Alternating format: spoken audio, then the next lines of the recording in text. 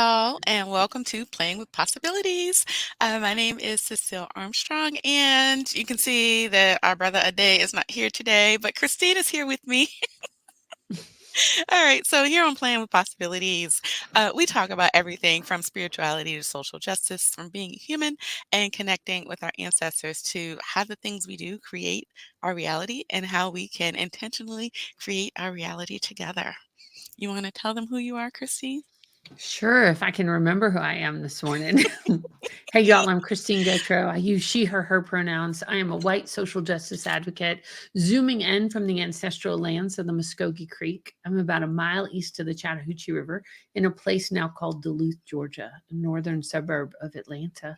And I am an Amazon bestselling author, a coach, a speaker, and really the co-founder and co-host of the Women Connected in Wisdom podcast. And my job is to elevate your self-care so you can sustain and thrive in your community care. All right, thank you. My name is Cecile Armstrong. I use she, her pronouns. I'm a Black woman and an embodied equity consultant. I'm streaming to you today from the unceded lands of the Kickitan, colonized as Newport News, Virginia.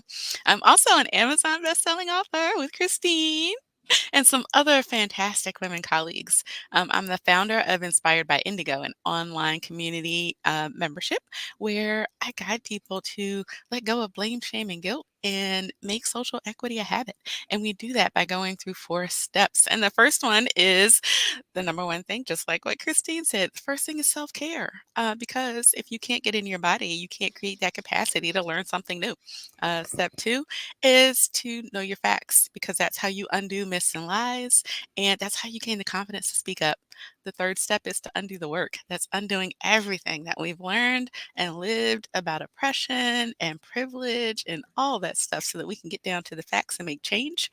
And then the fourth one that people like to skip, but is like really, really important, is to rest and rejoice, because you got to give yourself time to come back to center.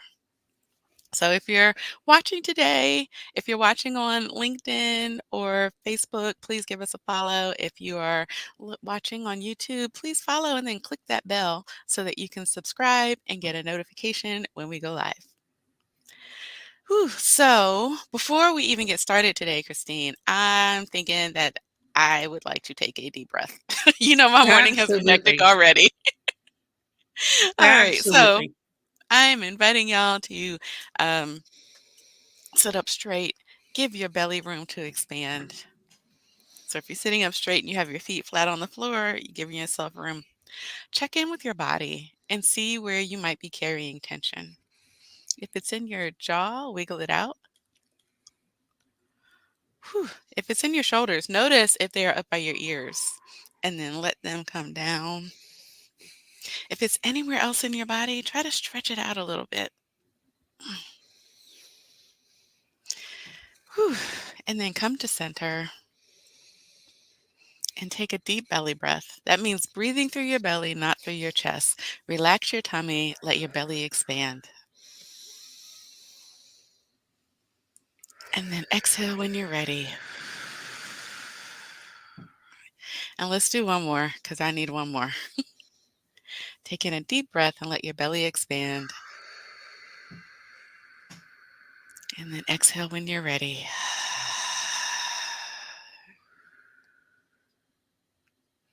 All right, and when you're ready, you can open your eyes. Oh, I've still got that going across the bottom. All right. So today I want to talk. Today's going to be a short one, but today I would really like to talk about the Georgia runoff election, because there's so much information out there and so much misinformation out there, and you are right there in Georgia, and Oh, so I yeah. thought, so I thought this would be a good thing for us to talk about today. Um, as you know, Georgia has a runoff election because neither Raphael Warnock nor Herschel Walker received 50% of the vote during the election, because there was some third guy running and he pulled enough votes that neither one of them got 50%. Mhm. So that means the two of them have to have a runoff. And the big deal about this year is that last year, the Republican legislature changed the rules. And so instead Mhm. of having 2 months to prepare and get the word out and get the vote out, Mhm. the runoff is like immediate. It's like right now, December Yep. 6th. And I then on early top voted yesterday. Yay! Alright, and Mhm. then on top of that, they were trying to change the rules about early voting. Yeah, they They were. actually went to the state Supreme Court trying to say that people couldn't vote this weekend and that early voting had to start, today on Monday. But luckily, the state Supreme Court was like, "No, the way the law is written, that applies to primaries and general elections, but not runoff elections." Because what they were saying was they couldn't have it on the weekend after a holiday. So, Right. because Thanksgiving was Thursday and people generally have Friday off, they were like, "Oh, we can't do early voting on Saturday." Right. But the um, the state Supreme Court was like, "Nope, that's not how that works." So Which we people were were able to very vote. grateful for. And Yes, actually, the numbers have been huge in the early voting. I yes. don't know if you I saw that article from The Hill. Did you see that article? I didn't see that, but I saw another one. I didn't see one from the Hill said that almost So 90,000. No, what was it? I yep, can't remember. 90,000 voters have already cast their Yeah, ballots okay, just that was days right. after early voting. So I will Mhm, tell you, being here on the ground, mhm, usually, and we early vote all the time. We used to go mhm, on the day of, but we, as a family, we tend to early vote, and especially now that my mhm, kids are in college, right? So this was a big deal for especially folks who had kids home at college, where their permanent mhm. address is at home, and especially because it was so quick, right?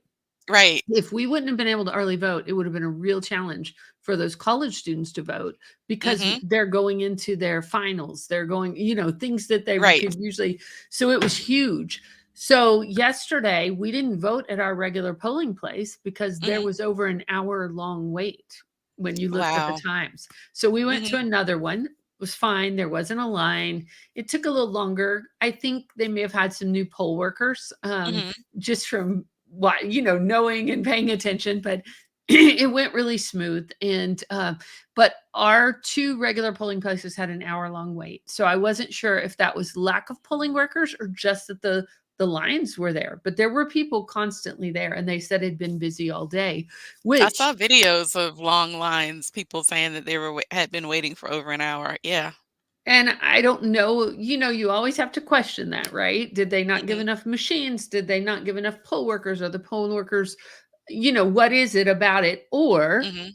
flip side, were enough people getting out to vote and they were, that's a Well, good one thing. thing that I saw was that, at least in a couple of places, people showed up thinking that the hours were gonna be the regular hours, and so they show up at, like, 7 or 8 o'clock, and Mhm. nobody's there because the polling place didn't actually open until, like, 10 or 11. So then all those people who Ah. showed up early went home and then all came back right when they opened. So, it might have Ah, just been a lot of people because the hours were could have different in been. some places.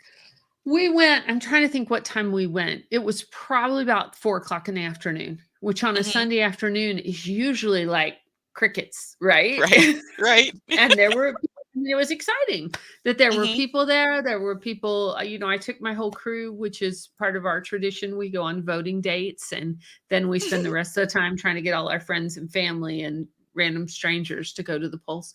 Mhm. So yeah, I think, Yeah. it's important. I think it's important for several reasons. Mhm. I think the more that voter suppression happens, because one of the things they've been saying here is oh, y'all see voter suppression's not happening. The more No, people voter are getting suppression out to is vote. happening. It is, and People we're are coming out because they responding, know that the Republicans are trying to take it away, so they're making an extra right? effort. So Yeah. we need to be careful about that because people Mhm. think, oh, it's not. It truly is, y'all. And No, the it and the really thing is. is, They're doing the best to make it inconvenient, make it difficult, make it hard, strip right? people of their right to vote. Absolutely. And so the Mhm. more that happens, the more we need to show up in Right. mass and Mhm. and have our votes count. So Mhm. I will have to say I was watching what was I watching last night? I was watching some Hulu or something like that. And Mhm. and one of Raphael Warnock's ads came on. I love his ads. If you haven't seen his ads, I need to just Mhm. send you one. He reused an ad from his first campaign that Mhm. I adored. It was the one of him walking his dog, and he Mhm. reused it for this one and said, "We're doing it again, y'all. Here we are in the runoff. Everybody else is done, right? And Mhm. here we are." And just brilliant, and just I love it. And so, but yeah, it's a thing. I mean, I have two things just personally as a human being, Mhm, right? mhm, When we did this first runoff, it was huge, right? When this mhm. happened a couple of years ago, we were Yeah. going for the Senate. All the people that were involved in it, like the people that are activists, the people that are getting people to the polls, the people that are on the campaigns, nobody got a Mhm. break, right? Through the Right. whole holiday season because it was January. So the Mhm, piece of me that is like, whew, we need a break is grateful that it's going to be over December the 6th, right? mhm, But then the mhm, piece of me that knows how this works, like if folks are used to voting for runoffs in January, and now they're doing a good job here in Georgia of getting the word out. If you are driving anywhere, if you are listening to any kind of media, you mhm. know that this runoff is happening. Um, Oh, we've got a comment from someone who doesn't agree with us that Republicans are trying to, do voter suppression. right? Steven says, "Republicans are trying to steal it, LMAO. Nothing like blaming the other side for your party's deliberate cheating." Oh, Hmm, very interesting, Stephen. very. Yeah, Very interesting. I would be curious as where you're coming in from. Um, yeah. because what we have seen here, if we're looking at democracy, if we are Mhm. looking at the thing of everybody having a vote, Everybody has a vote. Everybody that has a right to vote. One person, one vote. right? So it's very curious to me that the when you look at both parties, the Democrats and the Republicans, Mhm. there is one party that is actively trying to l- reduce the Reduce amount the of time number that of you people can who vote, can vote. Yeah, the right? number of people, the amount of time, putting in Right, things like the voter ID laws, closing polling places, right. moving polling places at the last minute. Right. And what I want to address, Stephen, when you talk about cheating, what I'm curious about is your Mhm. your resources on that. Because when you Yeah. look at people, when you look at what they talk about like voter fraud, that when you look at the numbers of that and when you look at Mhm. the actual cases, it is Mhm. very minute. And so I would like to Mhm. see your sources on that because Yeah. there is a big, there's a big thing about, oh, voter fraud this, voter fraud that. Right. That's BS, honestly. When you look at the Yeah. numbers, when you look at the actual people who have tried to cheat, and When I you look think at the you would people who be have tried to cheat and who have been prosecuted or just called out but not even prosecuted, most of the mm, ones that you're going to find, those are Republicans who have tried to vote twice or tried to vote in two different states or done things like right. that. If you look for the actual cases, that's what you will find. There are Democrats that have tried, but the majority of those are people who belong to the Republican Party. Right. So check your Hmm. facts on that because Yeah. what we're advocating for is we are advocating for everybody have the chance to vote. We are Hmm. advocating for more time, more places, more Hmm. and what we're talking about right now is in Georgia how they have reduced the amount of time for early voting, Yep. how they have Hmm. reduced the hours, how they are making it harder for people to get to the polls. How And they've changed so the rules and then are not giving people time to actually explain what those rules are. One of the things that I wrote about that in my blog post that's going to come out on Wednesday is about how the Asian community in particular, mhm, the AAPI, Asian and Pacific Islander community in Georgia has been talking about how there are so many different cultures that fall under AAPI. There are so many different mhm, languages, and that community, more than any other, uses remote voting. So they do the mail-in voting or something like that right, because of the language barriers a lot of time. And so with this shortened cycle and not having the 2 months to explain what's happening and ensure that yep, everybody gets their mail-in ballot and has somebody who can, translate for them or whatever, could be causing some issues with getting enough people out. So that's one of the things. And then the other thing with the Asian community in Georgia is that even with all these challenges, they are still turning out in numbers. right. Right. Yeah. Well, and I'm glad that you brought that to our attention, Cecile, because, when I say about them getting the word out, of course, I'm thinking in English because that's Mhm. my language and that is what I'm Mhm. seeing. I'm seeing the ads, I'm seeing the things. I get, I don't know how many texts because of the different organizations I belong Right. to that like, have you, Mhm. yep, y'all have voted. And I'm text making to get people to vote. Mhm. So it is very interesting, and it's easy right now to vote in this runoff, y'all. Literally, one thing on the ballot. once you make it to the polling place and have gotten to the ballot box, it is Oh my simple. goodness. So Mhm. yeah. So yeah, it is an interesting time to be here and Yeah. to be active in this. Mhm. So, okay, Stephen, I see your comment. That's not a source. A source is, like, where you get your information, not your perceived let me put this up right quick, not your perception that Biden never left his home. Um, that's not a source, and And that's not true. right, and it's not true. And so we are just gonna continue this conversation. We're gonna move Right. on from that. So, Right. um, one thing that I wanna talk about is why this, runoff is so important. Because right now, the Senate is at, what is it? 49 50? 49 Mhm. Republicans have Senate seats and 50 Yep. Democrats have Senate seats. And Yep. so this is important because with this final seat, it's going to decide who controls power in the Senate. When it's 50-50, then they would have to do something, or they could do something like they did in 2021 with this power sharing deal where Republicans chaired half the committees and Democrats chaired half the committees, and um, then they had to figure out, like who could bring votes to the floor and all of that kind of stuff. They had to come up with some kind of power sharing deal. With 51 seats, then there's a clear majority. It's 51-49. So Democrats would chair the committees and would decide um, what happens in committee and what leaves the committee and goes to the floor. Because one of the things that happened with Mitch McConnell as it being in charge of the Republicans, I can't remember what it's called. In the House, it's called the Speaker. What is it called in the Senate? Majority You're talking Leader. Is about that the it? yes. Okay, so as the majority leader, one of the things that happened with Mitch McConnell as a majority leader is that he blocked so much legislation that passed from the House and went to the Senate, and he just did not let it ever get to the floor for a vote. So he basically just stalled a lot of stuff.